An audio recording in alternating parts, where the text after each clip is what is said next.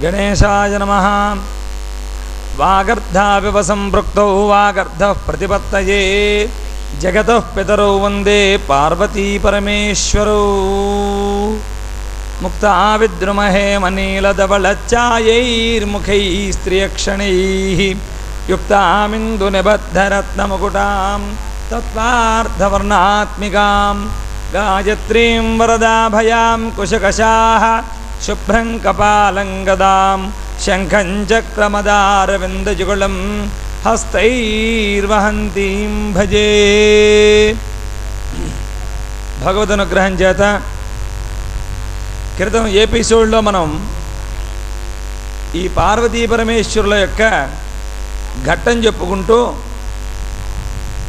రుద్రాక్షతులాభారంలో మనం అమ్మవారి యొక్క గృహానికి బ్రహ్మగారు ఎవరు అనేటువంటి దాకా వచ్చాం. తరువాయి భాగం ఇప్పుడు పూర్తి చేసుకుందాం. సరే, అందరూ వచ్చారు, వచ్చేస్తూ ఉన్నారు. కానీ బ్రహ్మగారు ఎవరో తెలియలేదు పార్వతీదేవికి. ఒక ఇల్లు కట్టుకున్నామంటే పురోహితుడు ఉండాలి. పురోహితుడు అనేటువంటి వాడు లేకుండా ఎంత ఇల్లు కట్టుకున్నప్పటికీ కూడా చేయించేటువంటి లేకపోతే ఎలా కుదురుతుంది బ్రాహ్మణుడు లేకపోతే? సరే, ఎవరయ్యా అని ఆలోచిస్తూ ఉండగా రావణ బ్రహ్మ అన్నారు. ఆ రావణ బ్రహ్మ అనగానే ఆవిడ క్రితం ఎపిసోడ్లో మనం విన్నాం, చాలా చిరుబురులారారు. సరే, తప్పనిసరి మొత్తం మీద ఏమైతేనే తీసుకురమ్మనమని చెప్పి శివభృత్యుల్ని పంపించారు. పంపించేసరికి చక్కగా సాయం సంధ్య అయింది. రావణ బ్రహ్మ చక్కగా కూర్చున్నాడు. కూర్చుని ఒక చోట ధ్యానం చేసుకుంటున్నాడు. ధ్యానం చేసుకున్న తర్వాత కాసేపు పోయేసరికి కొంచెం ఎదరకెళ్ళాడు. ఎదరక వెళ్ళేసరికి ఒక నది కనపడింది. ఆ నదిలో ఈ మొల్లోతు దాకా దిగి చక్కగా సంధ్యావందనం చేస్తున్నాడు. సంధ్యావందనం చేస్తూ ఆ సంధ్యాదేవికి తర్పణాన్ని వదిలి నమస్కరించుకుని పైకి వస్తూ ఉన్నాడు. శివభృత్యులు వచ్చారు. శివభృత్యులు ఎదురవుతూ ఉన్నారు. ఎదురవుతూ ఉండగానే సాక్షాత్తు పరమశివుడు ఆయనకు కనిపించాడు. ఎంచేతను అంటే మనస్సు ఎవరి మీదైతే ఉందో వాళ్ళ మీదకే దృష్టి వెళ్ళినప్పుడు మనం చూడండి, ఎవరైనా అమ్మవారి యొక్క భక్తులు కనపడ్డారనుకోండి, వారిని చూడగానే మనకు అమ్మవారి జ్ఞాపకం వస్తుంది. అలాగే శివభృత్యులు కనపడ్డారనుకోండి, వాళ్ళు కనిపిస్తారు. ఎవరైనా ఒక అబ్బాయి కనపడ్డారనుకోండి, వీరు ఫలానా వారి కుర్రాడు కదా అని వాళ్ళ నాన్నగారు జ్ఞాపకం వస్తారు. అదేవిధంగా శివభృత్యుల్ని దూరం నుంచి చూశాడు. శూలాలు పుచ్చుకున్నారు, విభూతి పెట్టుకున్నారు, చక్కగాను కొప్పులు జడలు కట్టి ఉన్నాయి, కరిచర్మాంబరులై ఉన్నారు, పాముకోళ్ళు వేసుకున్నారు, చక్కగా కమండలాలు పట్టుకున్నారు, ఒక చేత్తో శూలం పట్టుకున్నారు, రుద్రాక్షమాలు ధరించి ఉన్నారు, బయలుదేరి వస్తున్నారు. వస్తూ ఉండగానే ఆ యొక్క శివదూతలను చూసేసరికి ఆయనకు ఆనందం ఉప్పొంగి ఆ పరమేశ్వరుని తలుచుకుని ఆయన వెంటనే ప్రార్థన చేస్తున్నాడు. మహాదేవ శంభో కాశీ విశ్వనాథ శంభో హర నగజాపతి శంభో మహాదేవ శంభో కాశీ విశ్వనాథ శంభో హర నగజాపతి శంభో పరమాత్మాని మహామహిమగణ పరమేష్టికైనను తరముగాదు. పరమాత్మాని మహామహిమగణ పరమేష్టికైనను తరముగాదు. మహాదేవ శంభో కాశీ విశ్వనాథ శంభో హర నగజాపతిమ శంభో మెనుమరచి నీ మహామంత్రమును నిమనిష్టతో తలచెదమయ్యా. మెనుమరచి నీ మహామంత్రమును నిమనిష్టతో తలచెదమయ్యా.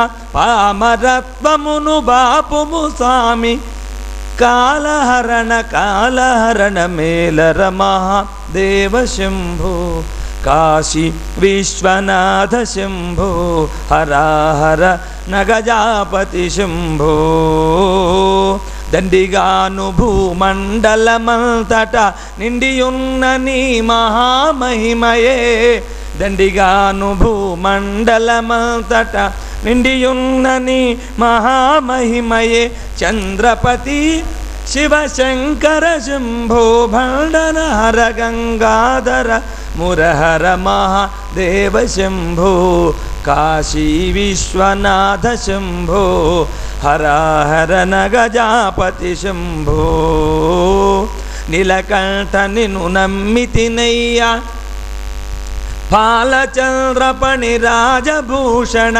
నీలకంఠ నిన్ను నమ్మితినయ్యా పాలచంద్ర పణి రాజభూషణ పాపరత్వమును బాపుము స్వామి కాలహరణ జాలహరణ మేలర మహాదేవ శంభో కాశీ విశ్వనాథ శంభో హరహర నగజాపతి శంభో ఎంత వేడినను శంత సమయవ పంతమునాపై జంగరదేవా ఎంత వేడినను సంత సమయవా పంతమునాపై జంగరదేవా వాదమేలరా నీదు దాసులము ఉమామహేశ్వర రయమును బ్రోవర మహాదేవ శంభో కాశీ విశ్వనాథ శంభో హరహర నగజాపతి శంభో హర హర మహాదేవ అనగానే శివభృత్యులు ఈ రావణ బ్రహ్మ దగ్గరికి వచ్చారు. నమస్కారం చేశాడు. శివభృత్యులు పరమేశ్వరుడితో సమానం. వర్తమానం తెచ్చినటువంటి వాడు ఎవరైనా వారికి అతిథితో సమానం. నమస్కారం చేశాడు. మహానుభావ ఎక్కడి నుంచి వస్తున్నారు అని అడిగాడు. కైలాసం నుంచి వస్తున్నామయ్యా, నీ గురించే వస్తున్నాం. ప్రభువులు మమ్మల్ని నీ దగ్గరికి పంపించారు. ఏమిటి విషయం చెప్పండి అన్నారు. పరమేశ్వరుడు నా గురించి పంపించాడు మిమ్మల్ని. ఇంతకంటే ఆనందమే ఉంది. మీకు ఇక్కడ ఉచితాసనాలు వేయడానికి నా దగ్గర ఏమీ లేవే. ఒక నదీ ఒడ్డున ఉన్నాం కనుక సరే అని చెప్పి పై మీద ఉండేటువంటి ఆ చీని చీనాంబరం లాంటి బంగారపు నూలుతోటి ఉడికినటువంటి కొండువాని తీసి కింద పరిచాడు. వారిని కూర్చోమని ఆతిథ్యం ఇచ్చాడు. కూర్చునేటువంటి టైం లేదయ్యా. జగన్మాత అయినటువంటి పార్వతీదేవి వైకుంఠం కంటే అద్భుతాద్భుతమైనటువంటి ఒక వైకుంఠాన్ని నిర్మించారు. దానికి పౌరోహిత్యం వహించడానికి తమరిని వేయించేయమన్నారు. దానికోసమని వచ్చాం అని చెప్పడంతో నన్ను మీరు సరిగ్గా వినారటయ్యా, నన్నే కాకేమన్నారా, నిజంగా చెప్పండి అన్నట్టు అనుమానం వచ్చి, లేదయ్యా నిన్నే రమ్మనమన్నారు, తప్పనిసరిగా నువ్వు వెంటనే మా వెంట బయలుదేరాలి అన్నారు. సరే అని చెప్పి ఓ దర్భాసనం కమండలం బరిహస్సు అవన్నీ తీసుకున్నాడు. గృహప్రవేశానికి చేయించవలసినటువంటి విధులు కావలసినటువంటివన్నీ కూడా తీసుకున్నాడు. తీసుకుని రావణ బ్రహ్మ బయలుదేరాడు.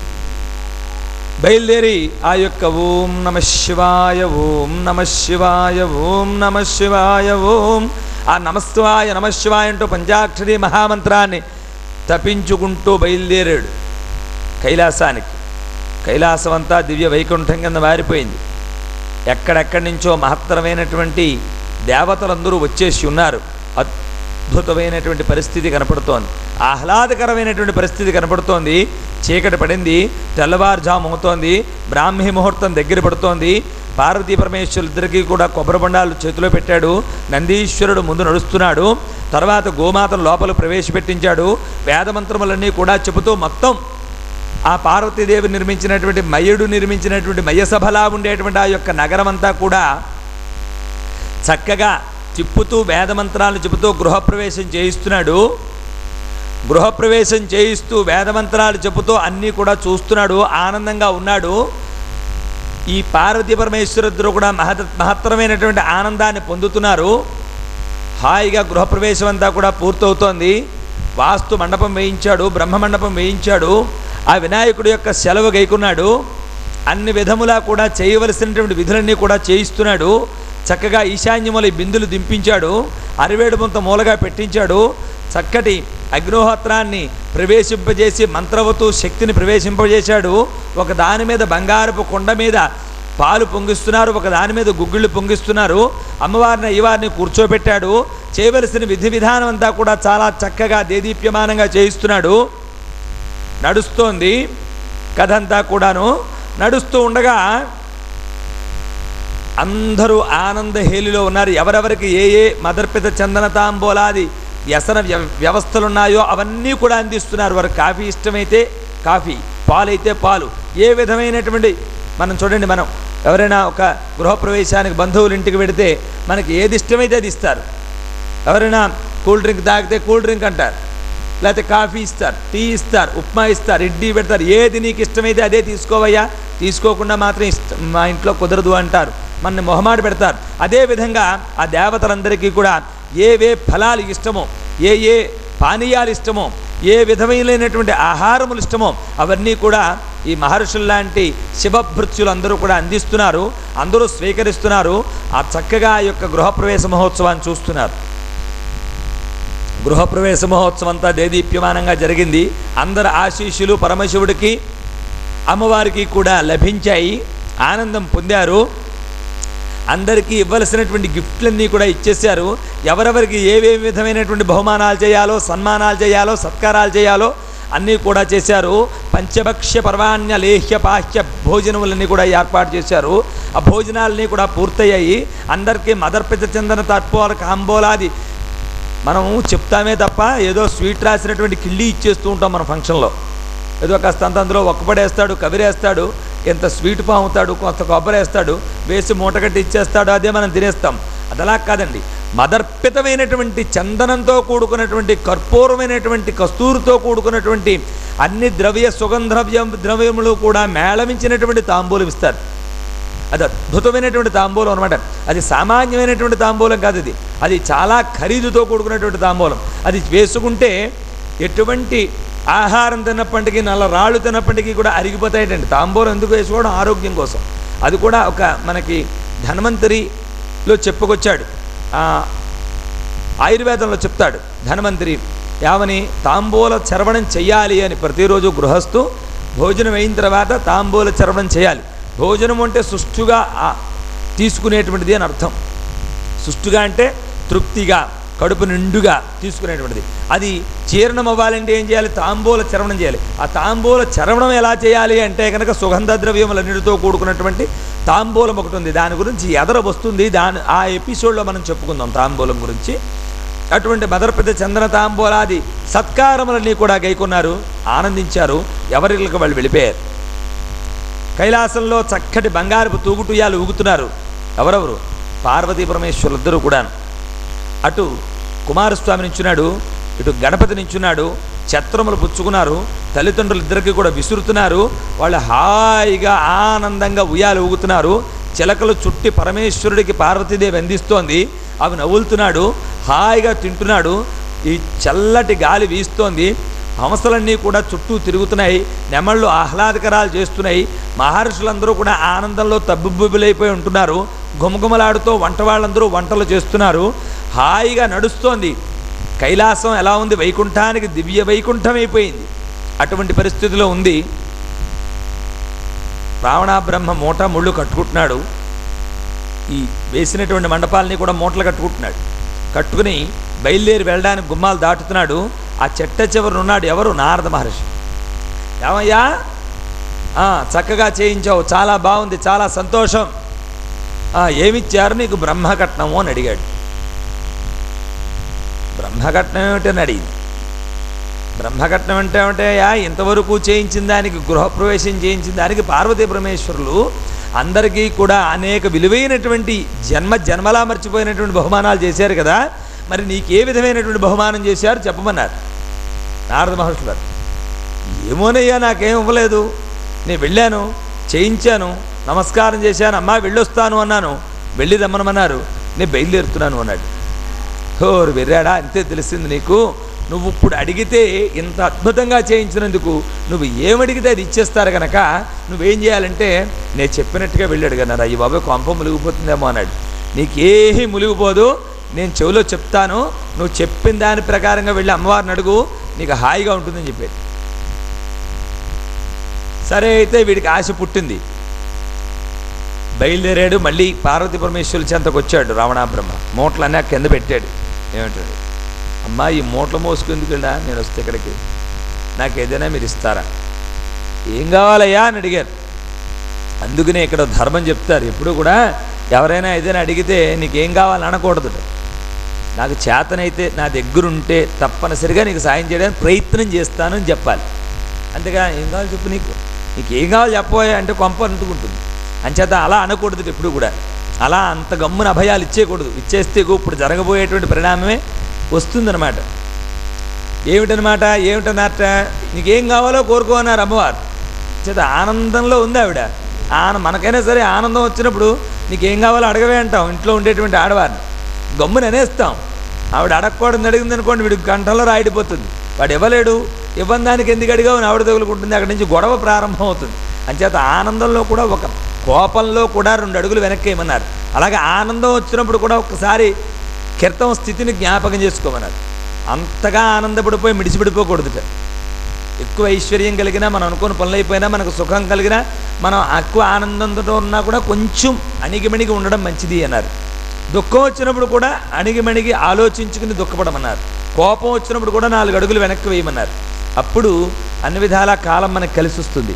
అంతేగాని మన ఇష్టం వచ్చినట్టు మనకి విర్రబీగితే అది కుదరదు. సరే అలాగే ఏం కావాలో కోరుకోమన్నారు. అప్పుడు ఏం కావాలో కోరుకోమంటే, అమ్మ ఎందుకు వచ్చిందిలేండి, మీరు ఏది ఇస్తే అది పట్టుకుపోతానన్నాడు పాపం ధర్మంగా. అన్నప్పుడైనా ఆవిడ ఇదిగో ఇది తృణమో పణమో ఈ బంగారం పట్టుకెళ్ళి కాసులు పట్టుకెళ్ళి అని అనలేదు ఆవిడ. అనకుండా మళ్ళీ ఏం కావాలో కోరుకోమన్నారు. అదేంటండి అమ్మా, మీరు ఏది ఇస్తే అది పెట్టుకెడతాను కానీ నేను ఎక్కడ కోరేటువంటి వాడిని, కోరే అంత శక్తి నా దగ్గర లేదు అన్నాడు. అదేంటయ్యా పిచ్చివాళ్ళ ఉన్నావేమిటి, ఏదో అడగొచ్చావు కదా, చేయించావు బాగుంది, నీకు కావాల్సింది అడిగి పట్టుకుపో అందావిడ. చాలామందికి ఉంటుందండి ఈ విధమైనటువంటి నైజం ఆడవాళ్ళలో. సరే పక్కనే ఉన్నాడు శంకరుడు, హాయిగా తూగుతున్నాడు. ఆయన హాయిగా ఏమీ మాట్లాడట్లేదు ఆయన. సరే అమ్మ అడుగుతాను, మీరు కోప్పడకూడదు, కోప్పడని చెప్పబోయా.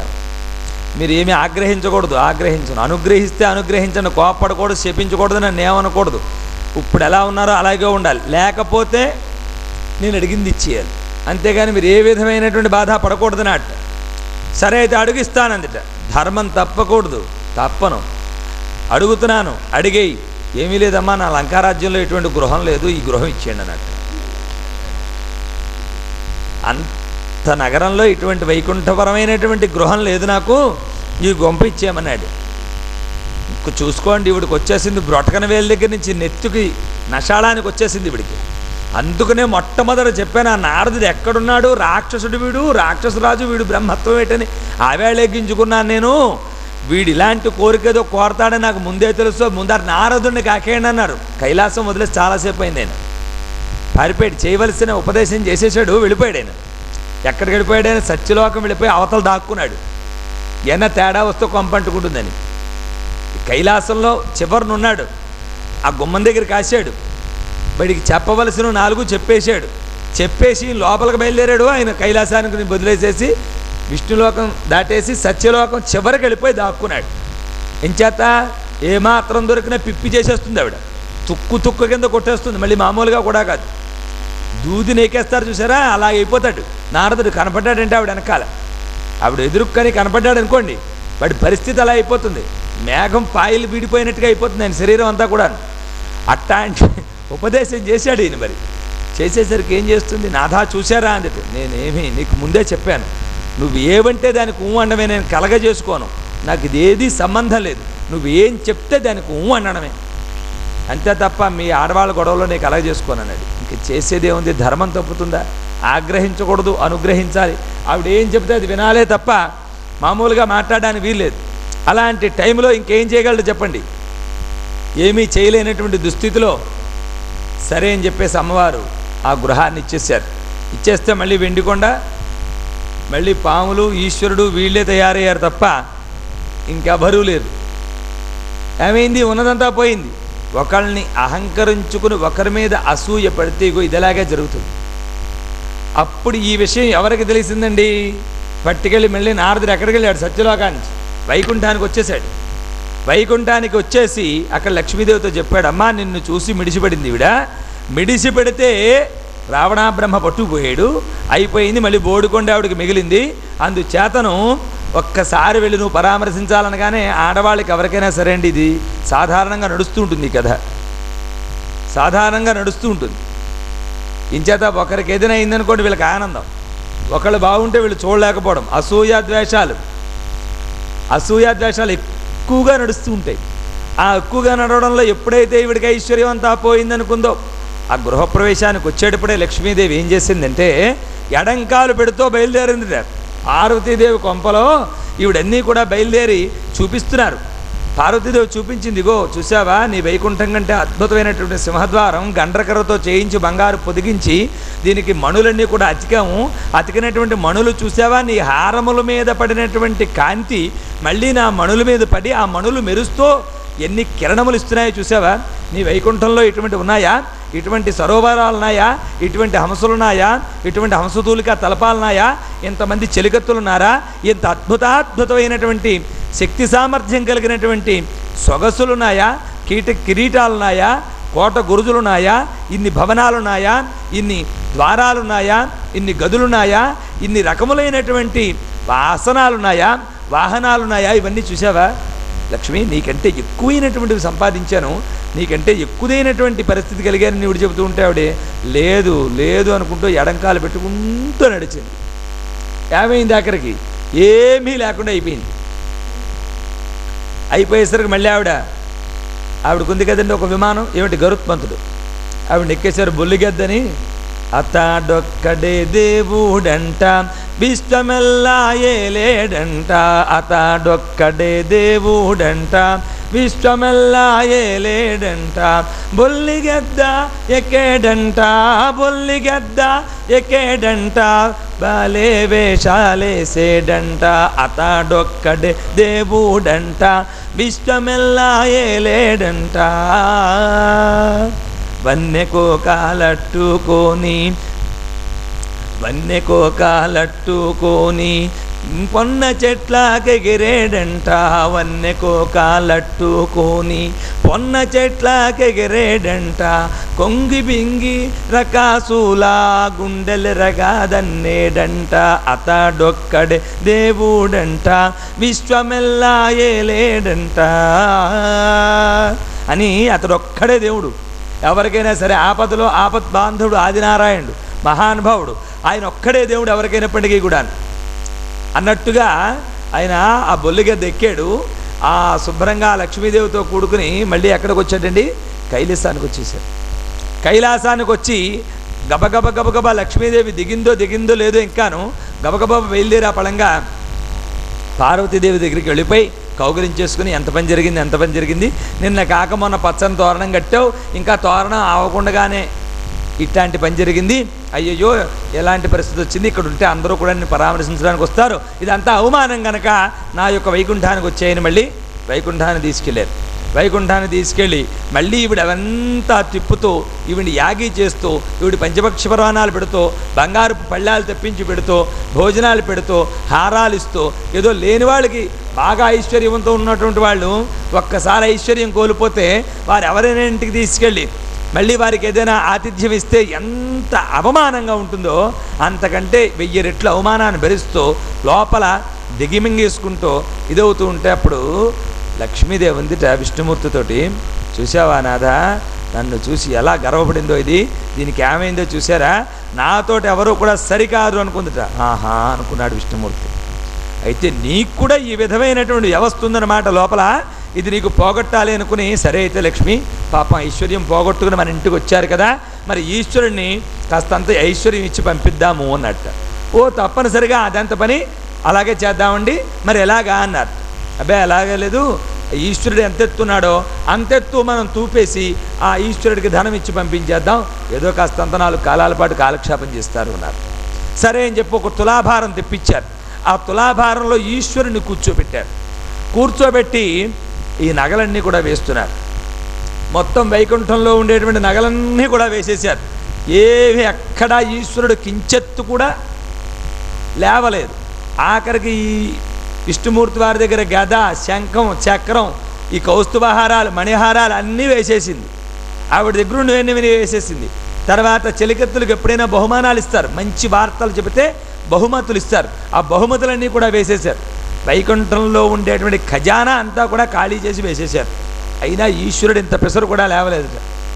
ఏం చేయాలి నాదా అందిట. చూసావా ఈశ్వరుడు ఎంత బరువైనటువంటి వాడో, మన ఐశ్వర్యం ఆయనకు తోలతోగలేదు అని చేత అవన్నీ తీసేయన్నట్టు. అవన్నీ కూడా తీసేశారు. తీసేశాక ఒక రుద్రాక్ష పోసి తెచ్చాట. తెచ్చి దాని మీద పెడుతున్నట్టు, ఇంకా తులాభారం మీద పెడుతూ ఉండగానే ఈశ్వరుడు దూకాడు. చూసారా, ఒక్క రుద్రాక్ష ఎత్తుపాటి ఐశ్వర్యం మన దగ్గర లేదు. ఈశ్వరుని చూసి నువ్వు ఎగతాళి చేసావు, పార్వతిని చూసి ఎగతాళి చేసావు. ఈశ్వరో ఐశ్వర్యకారక అన్నారు. అందుకనే ఈశ్వరుని మించినటువంటి ఐశ్వర్యం ప్రపంచంలో ఎవ్వరి దగ్గర లేదు.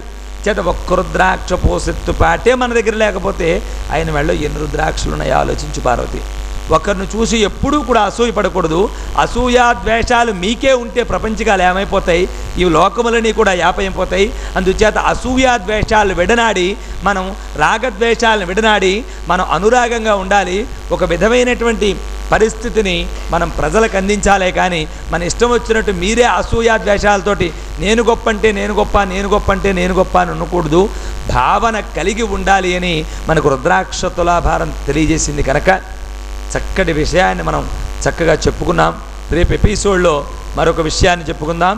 స్వస్తి ప్రజాభ్య పరిపాలయంతాం న్యాయేన మార్గేణ మహిం మహిషాః గోబ్రాహ్మణేభ్య శుభమస్తు నిత్యం. లోకా సమస్తా సుఖినో భవంతు.